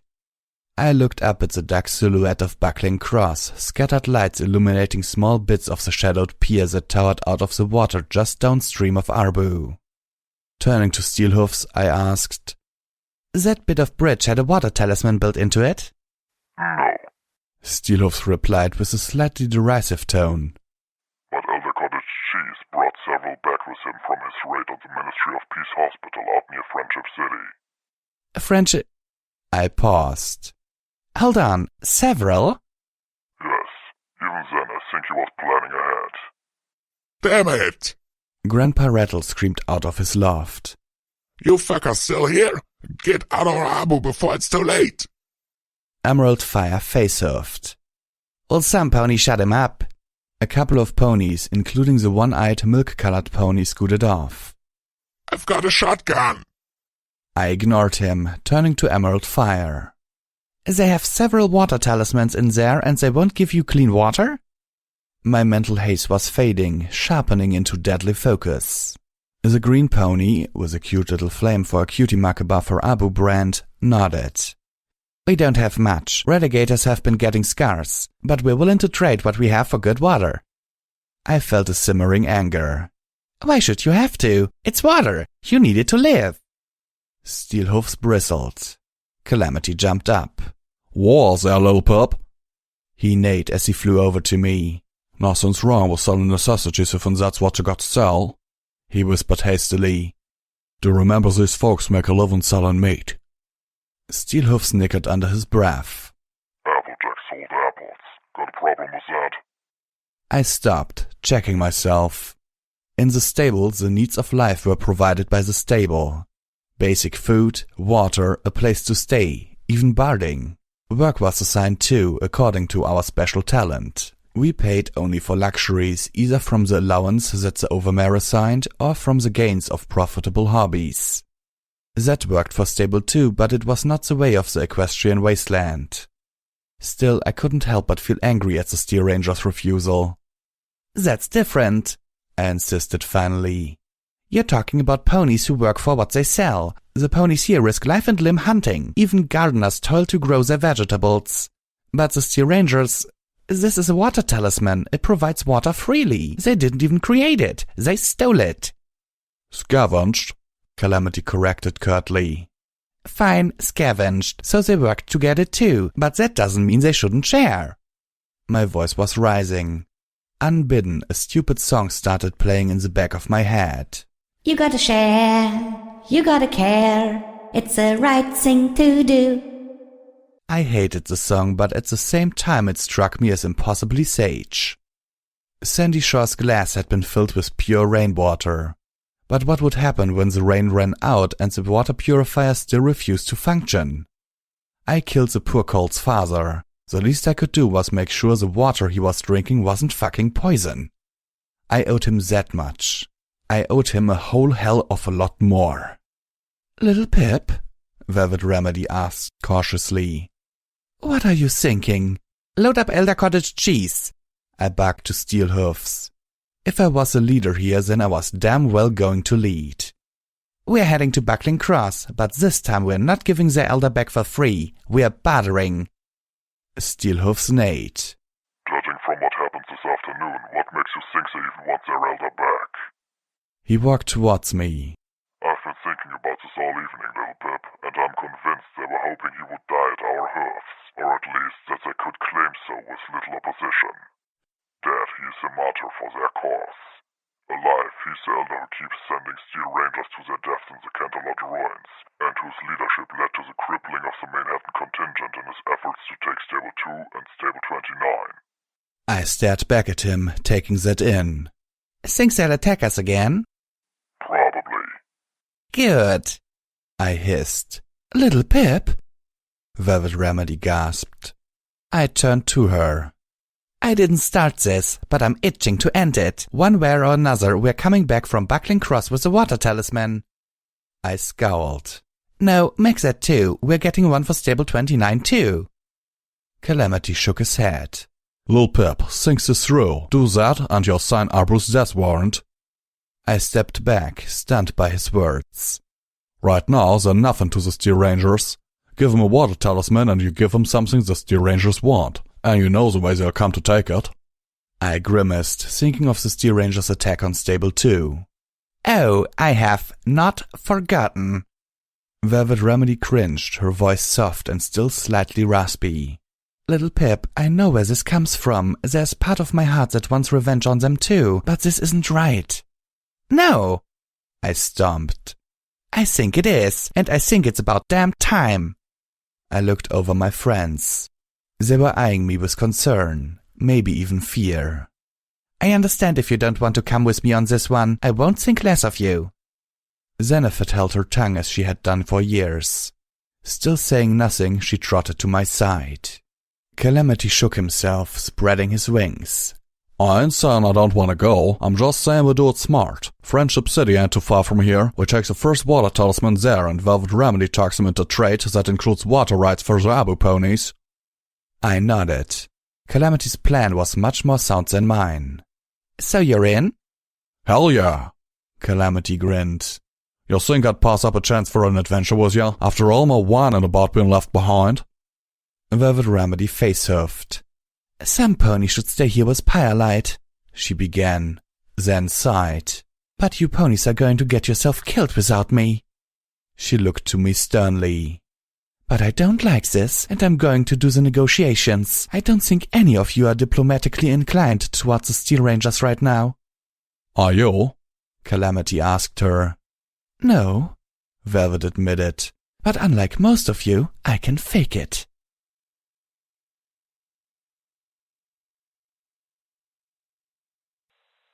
Spent time with Sis today, filling out applications for a place in one of the stable tech war shelters.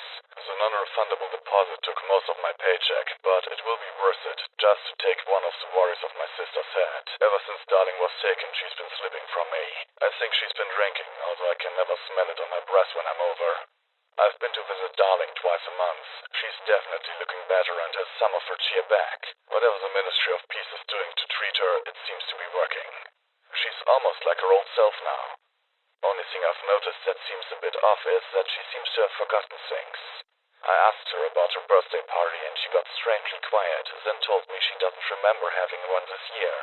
The mayor I spoke to at the hospital says that temporary memory loss is a side effect of her therapy.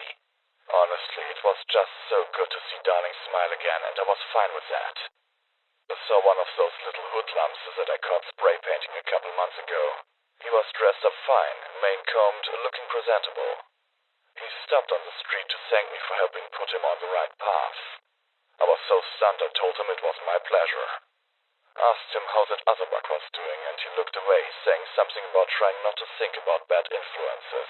Things at the strip mall have been interesting. Mr. Beans and Jamucha Joe have stepped up their advertising war. I fully expected to get an earful from Mr. Beans last week when Jamucha erected, no pun intended, that huge hot and steamy Starbucks sign with the twins espresso and latte laying all over each other, surrounded by steaming cups of Starbucks. But he seemed almost cheerful about that. Found out why yesterday when the new Java's Cup sign went up. Not as much sex appeal, but the billboard was huge. Easily 20% larger than the Starbucks billboard, and the whole thing is done in patriotic colors with an image of Princess Luna in the corner endorsing it as the best thing to keep you up all night. I have to wonder if he had permission to use her image like that. Jamucha Joe spent most of today trying to persuade me that the Java Cup billboard was too big, against regulations, and a hazard come the next windstorm. I told him to file his complaints with the zoning office. The sun was setting as the Sky Bandit flew towards the black form of Buckling Cross. Well, Nelly, Calamity shouted, pulling up sharply as half a dozen automated turrets turned our way. Velvet Remedy threw her shield around him as the guns opened fire. Bullets and lances of colored light filled the air around us. I focused, my horn glowing as Velvet Remedy cast her disintegration ward over us. The light of my magic flickered around each turret on Buckling Cross, not just the ones shooting at us, but all of them. For good measure, I extended my spell over the sentinel robot I could make out on the bridge. Calamity danced in the air, trying to keep the Sky Bandit from taking more than a few minor hits by putting himself between the guns and us. The shield around him was taking so many bullets it looked like a sparkler. I focused harder, working as fast as I could. I knew I could do this. I'd effectively done it before. Just yesterday I crawled under the Sky Bandit and swapped out the spark batteries. I had the technical expertise. This was easy, but it was taking longer than I wanted. Calamity's shield went down, a stream of bullets searing through it and slashing across his side. Flesh wounds, little more than scratches, but over a dozen of them. He yowled. We suddenly dropped several yards as he briefly forgot to keep flying. Calamity spread his wings and caught air again as Velvet Remedy threw up another shield as quickly as she could. All the turrets shut down simultaneously. I had unscrewed their maintenance plates and pulled their spark batteries. They were dead. The sentinel robot as well. I scowled, floating several dozen spark batteries back to the Sky Bandit. I was going to give the Steel Rangers every chance to do the right thing. But if the exchange earlier today was strike 1, then this was strike 2. Calamity lifted us back up and flew in for a landing.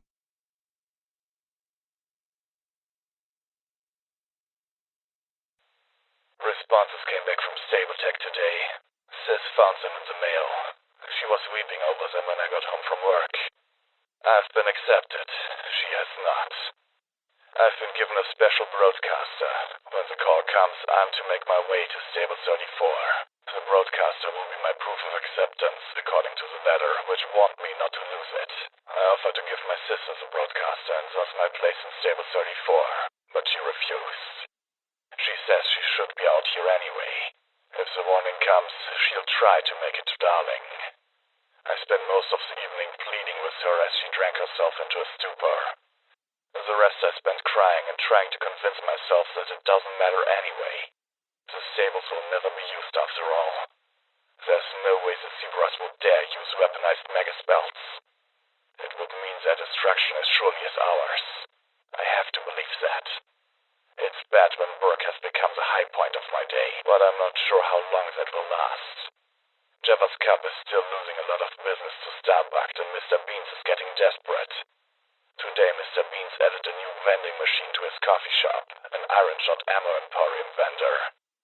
Now you can buy your caffeine and your bullets in one easy stop. No good can come of this.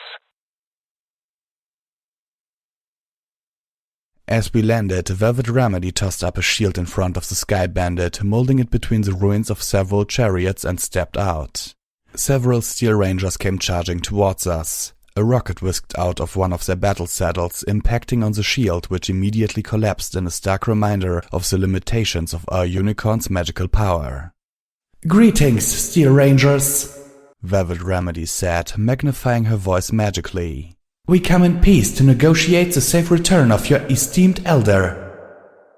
I was willing to forgive the missile, but if they shot at her after her greeting, that would be strike 3. The Steel Rangers slowed to a brisk trot. They were not firing, at least not yet. "Buckling Cross is the property of the Steel Rangers," one of them called out, her own voice magnified by the armor she wore. "Leave at once. Any negotiations will commence afterwards." I know what this place is, Night River Seat. Steelhoofs announced, stepping out of the Sky Bandit and striding up to Velvet Remedy's side. And you would do well to mind your place. You are in presence of 2 elders, one of whom is speaking to you. "Star Paladin Steelhoofs?" The Nightmare asked, clearly recognizing Steelhoof's unique voice. She stammered, trotting in place a moment. We don't recognize your authority anymore. You're a traitor." No, I'm a loyalist to the Ministry Mayor and the true purpose of the Rangers. Steelhoofs told her flatly. And you're a wet-behind-the-ears knight, barely graduated from Initiate Night River Seat. Send out the pony in charge here. That would be me, sir." Steelhoofs stood silent. Then calmly, You're kidding. The Steel Rangers stared back at us, 3 more joining the 3 already facing us. I spotted 2 more stepping out of doorways high on the stone arcs above, taking sniper positions. Steelhoof's voice couldn't hide his disbelief. You're kidding, right? "No, sir." Night River Seat said, shifting hesitantly into a battle stance. "And I'm afraid I have to ask you to leave." I can see you are afraid, Night River Seat. Steelhoofs replied. We have come bringing Elder Cottage cheese, whom we will return to you in exchange for 2 of the water talismans stored here in Buckling Cross. After that, we will leave, not before. Velvet Remedy was looking uncomfortable. Clearly, her intention to be the negotiator had gone up in smoke. I brought up my Ice Forward Sparkle and slipped out the sniper rifle, targeting the 2 ponies in sniper positions. Even with my skill and targeting spell, it would be a tricky shot to hit either of them. But even if I missed, I could at least pin them down. The Steel Rangers looked as taken aback as they could, considering they were completely concealed behind metal armor. I'm sorry, what was that?" After the disgraceful actions of Paladin Emerance at the previous exchange, you are lucky we are asking so low a price for the return of your elder. Steelhoofs informed her flatly. Whom your own pony shot at, so be careful whom you call a traitor. Night River Seat hesitated once more, then took a step forward. "We can't comply with those demands, and you know it. Request denied. Now get off our citadel." The 2 light machine guns on her armor's built-in battle saddle clicked as they reloaded, pointing threateningly at us. But my EFS was not registering her as hostile. It was a bluff. Are you really going to attack an elder with 200 years of combat experience backed by a team of wasteland heroes who have defeated the dragon? Steelhoofs asked warningly. You can't win. I can't give you one water talisman, much less two. She spat back. Your offer is absurd, and you're trespassing. This sounded like it was going downhill, but no pony was red on my EFS compass yet. We could still talk this out. I was beginning to really hope we could. I hadn't realized how badly the losses at Stable 2 and 29 had depleted the Manhattan contingent of the Steel Rangers. The battle earlier today must have taken out their remaining hierarchy. All that were left were the knights left behind to guard the fort and probably a hoofful of scribes. These weren't the ponies who attacked Stable 2. They weren't the ponies who attacked us earlier either. They weren't even the ponies responsible for refusing water to the civilians of Arbu. Pow! One of the snipers fired at Steelhoofs. The knight wasn't even red on my compass. I think it was an accident. The bullet ricocheted off the ghoul's magically powered armor and struck Velvet Remedy. She fell with a yelp, bleeding out of a hole in her flank, her blood running down over her nightingale cutie mark. Everything went to hell. Stop shooting at us! I yelled. Surrender! The two unicorn scribes were clearly panicked. With all the alarms and the explosions outside, I wasn't surprised. One of them cast a blinding spell that filled the stairwell with strobing lights. I closed my eyes tight and fired blindly with a poisoned dart gun, not wanting to kill these ponies. Unfortunately, they weren't showing the same restraint. A crackle of lightning cut the air, making my coat hairs all stand on end and filling the stairwell with the smell of ozone. I backed up the stairwell, pressing against the wall, nearly tripping on the steps. One of the unicorns had combat spells. I fired again, hoping that if I couldn't hit them, I could at least keep them from getting any closer.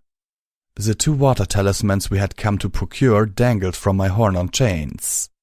They were amazingly small things, no bigger than a particularly gaudy necklace. They radiated a cool power from the large sapphires in the center of their golden latticework, but were otherwise almost unremarkable. I had braved the internal rooms of the pier and picked one of the hardest locks I had ever come across in order to get them, but my relatively stealthy entrance was obliterated when the alarms went off. I felt a cold breeze and could clearly hear the sound of Steelhoof's grenade machine gun as he battled knights with a fraction of the skill but just as much ridiculous firepower. When I dodged into the interior of Buckling Cross, Calamity had been swerving through the air, dealing with the two remaining sentinel tanks, the ones I'd missed. Another bolt of electricity lashed out, this one hitting me square in the breast.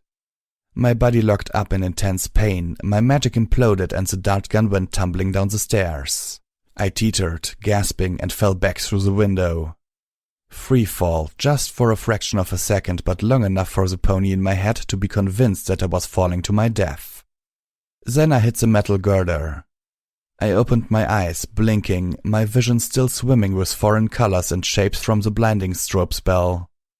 I was laying on one of the understruts that had formed a latticework beneath the Bucklin Bridge, looking up at the underside of street. A cold wind blew across me, carrying the first drops of another rainstorm. I turned my head and immediately regretted it. It was a long way down. Okay, being very, very still, just float myself back into the window, I told myself. Not a problem. The two unicorn scribes appeared at the window above me, their horns glowing. Motes of magical energy formed around one of them, forming into eldritch daggers.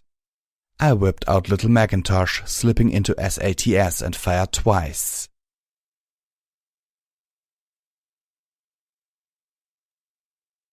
Calamity flapped his wings and the Sky Bandit lifted away from Buckling Cross. The rest of us huddled in the Sky Bandit, which was now considerably more riddled with bullet holes. Next stop, Calamity insisted, we would start putting on armor, while we still had much of a passenger wagon left. Zenith was tending to Velvet Remedy, who was breathing heavily as she slept. The bullet had lodged inside her flank and Velvet had spent the battle digging it out while Zenith applied healing potions and zebra poultices as needed. Velvet would be okay, but she had lost a fair bit of blood and needed to rest. In the end, only two of the Buckling Cross ponies surrendered. We let them go in one of the Cross's boats. I watched them as the crane lowered them, shuddering under waves of deep hurt at how very few ponies were in that boat. We had stripped the fallen knights, scribes and initiates, 14 in all, and built a funeral pyre. They deserved that much. I wondered if the outcasts would claim Buckling Cross for their own now. We would take our 2 water talismans to Friendship City and Stable 29, but first we needed to rest. Arbu had offered us sanctuary and I was eager to take them up on it. The light from the pyre danced into the sky. As if summoned, a streak of green and gold appeared, whirling and pirouetting amongst the flames. I played the final audio logs that I had been able to recover as we flew through the darkness. I woke up in the hospital this afternoon. Apparently I've been in and out of surgery for 2 days. Fortunately, the company is paying for most of the costs, seeing as I was injured on the job. I'd gotten a frantic call from Mrs. Weather who was screaming about murder. I rushed to the mall as fast as I could, telling her to send a terminal message to the police. We had a doozy of a storm the night before, and when I got there, Sunny Sub's laundromat was complete disaster. Turns out Jamuta Joe was right about that fucking huge-ass billboard of Mr. Bean's. Damn thing came crashing down this morning a good 3 hours after the storm had passed, tearing through Sunny Sub's roof. The murder victim, turns out, was Mrs. Weather's fucking poodle. She was screaming and hovering at Mr. Beans, so red-faced I thought she would explode, claiming that he murdered her poor little walking piss dispenser, like he was the one who left her damn dog in the laundromat while she popped out for a cake. I can't say that I didn't laugh. I didn't even see the batty old unicorn produce a firearm. I still don't know whether she was actually trying to shoot me, or if the bullet was meant for Mr. Beans and her aim is just that bad. I'm told the police have her in custody. While I was in surgery, my stable tech broadcaster went off. I missed the call, but that's okay. According to the message, this is just some sort of test run, like those fire drills they used to make us do in school. I've decided not to mention it to my sister. She's already too much of a mess. Sis is here, looking more depressed and anxious than ever. I don't think she's been sleeping. I told her the doctors all say I will be fine. I'll be up and about, good as new, by the end of the week, but I don't think she was really listening. I've been shot, and that's all she seemed to be able to focus on. Well, that and the other thing. Apparently, while I was in surgery, ponies from the Ministry of Morale paid her a visit. According to Sis, they were asking all sorts of questions about Darling. Weird things like what she'd said at her birthday party and about her internship last year with 4 stars. Sis was freaking out. I think she's losing it. I've seen this sort of thing before. As much as I hate it, I think it's time to call the Ministry of Peace. They're the only ones who seem to be able to deal with wartime stress disorder. Where is every pony? I asked, trotting out of the Sky Bandit. Hello? It is late, Zenith intoned. They are all likely all asleep. I nodded. Night had fallen during our battle on Buckling Cross. I looked about. All the stores were closed up, but there was light pouring between the boards covering the windows of Starbucked. I contemplated heading there, but decided that I didn't want to break into any pony's home. Instead, I made for the comic shop with its collapsed front wall. I could hear the snores of the merchant, but I was so weary and emotionally exhausted that I could sleep through a firefight. I was not a good pony. I wanted to be a good pony. I tried to be a good pony. But today... Hey! A voice hissed from me from the darkness. I turned to see Grandpa Rattle huddled in the shadows. I looked for any sign of shotgun, and by that I meant a stick. Instead, I noticed the red marks above his hind hoofs. I knew such marks well. They meant he'd been shackled, and recently. My eyebrows raised in alarm. Shush! They don't know this old man can still pick a lock, he told me, astutely judging not only what I had seen, but what I had made of it. You and your friends want to hightail it out of Abu. This is a no-good place. I blinked. What do you mean? They seem perfectly nice to me. Take a look in the basement if you don't believe me. But don't say I ain't want ya. The basement? In the quick care? Where they kept the bodies they were going to bury tomorrow? I had a sudden, dreadful sinking feeling in my heart. Grandpa Rattle looked about nervously. Y'all get, hear me, get! Then he shambled back into the shadows. I considered following him, then turned and galloped silently for Helping Hoof. There were 3 ponies in Helping Hoof Quick Care. They were chatting around bowls of stew, cigarette butts, and a game that involved black chits with white dots. They looked like a family, one of them a mare hardly older than a filly, just barely old enough to have her cutie mark. And I noted her Abu mark. They also looked like guards. Either way, they never saw me pass. The lock on the basement door was a surprisingly expensive one for a struggling town like this. Not that I didn't figure they could have scavenged it somewhere, but I would expect such a valuable would have been sold during their last bad year. It was still the easiest lock I had picked that evening.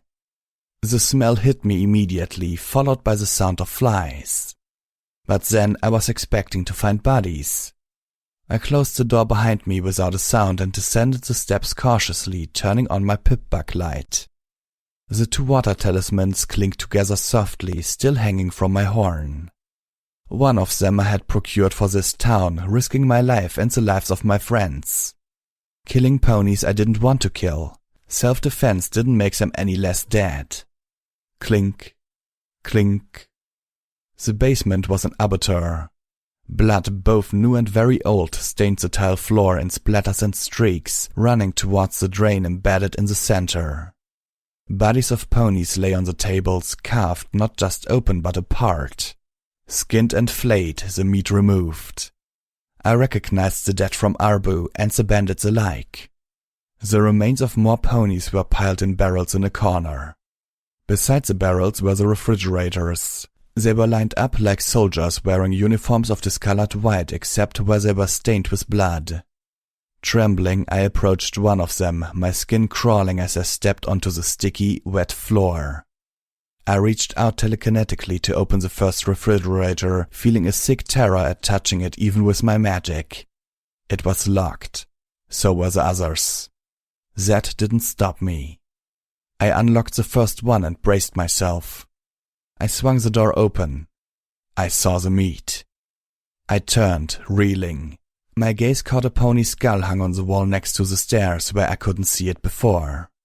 The skull was mounted on a plaque. Beneath it, some pony had soldered the word Unity. "We're all going to be together as one, ain't we? It was a bad year for us, so we took some solace in him." They ate him, I realized, my mind teetering on the darkest edge of night. They killed the preacher and they ate him. Clink, clink. The black stallion who had been Sandy Shaw's father lay on one of those tables. His ribs were cracked open. They had cut out his heart. "It's an Abu mark. We get it after we eat the heart of our first kill." But I killed the colt's father, and I certainly wasn't going to... Oh, goddesses! I felt suddenly and violently ill. I stumbled against the wall, retching, trying to purge myself of every last bit of the evening's meal. My head began to pound again. I felt dizzy, my concussion, and I'd killed for these ponies. I shuddered and vomited again, then spit repeatedly, trying to clear the taste from my mouth. I wanted to wash my mouth out with Redaway. The water talismans knocked together. Clink. The feeling of illness passed, leaving me just feeling violent.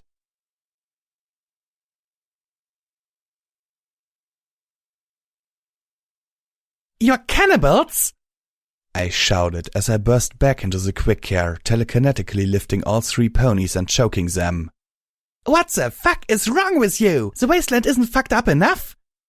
The mother of the family, the same apricot unicorn mare who had been collecting the bodies, levitated a knife from the table. I knocked it away with my own magic. "You fed the colt his own father, you sick monsters!" I raged, seeing nothing but red. The young mare was passing out. The other 2 struggled, the father trying to bucket me even though I was across the room. He only succeeded in kicking over the table, spilling black chits of pony stew all over the floor. There was a rifle holster to the underside of the table. The apricot mare focused, turning the whole table to fire at me. Bang! I felt the bullet impact my armor, bruisingly badly as it failed to penetrate. It hurt, but I didn't let myself even wince. Where is the colt? I growled. I needed to find him, to save him from this place. Him and any pony else here who could still be saved. As for the rest... The father weakly pointed towards Starbuck. Thank you, I hissed as I pulled out the zebra rifle. I dropped their burning bodies and trotted out the door. A pony stumbled towards me from the darkness. I swung the zebra rifle around but stopped as I recognized the merchant. I heard a shot, the merchant pony said, looking worried. Are the bandits back? I studied the pony a moment before asking, my voice dangerous and low. Did you know?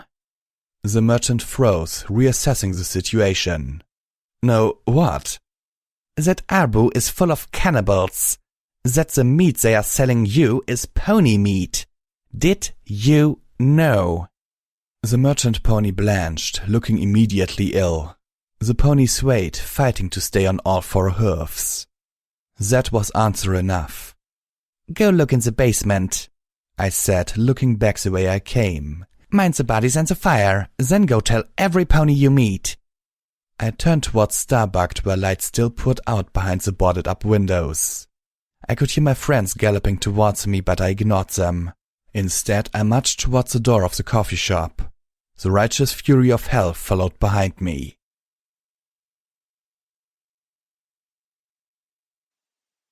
DJ Pawn 3, and I've got to tell you I don't know what to make of this one, children. For weeks I've been telling you of the heroic deeds of the stable dweller, our heroine in the equestrian wasteland, our bringer of light in this time of darkness.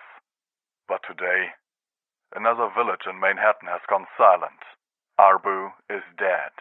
Reports have reached me that every pony in the town, over 24, have been killed. And listen, children, I don't know how to say this, but it looks like it was the stable dweller who was responsible. A witness from Buckling Cross reported seeing her opening fire on ponies in the Arbu Commons. Now, children, I don't want to believe this. I don't want to believe our heroine has turned on us. There must be more to this story than what I'm hearing. If you know anything about it, please contact my assistant Omarsh at 10 Pony Tower. Anything at all. I don't know exactly what went down or why, but I'm not going to stop until I find out. And when I do, you will know too. This is DJ Pawn 3 bringing you the truth, no matter how much it hurts. Footnote: Maximum level.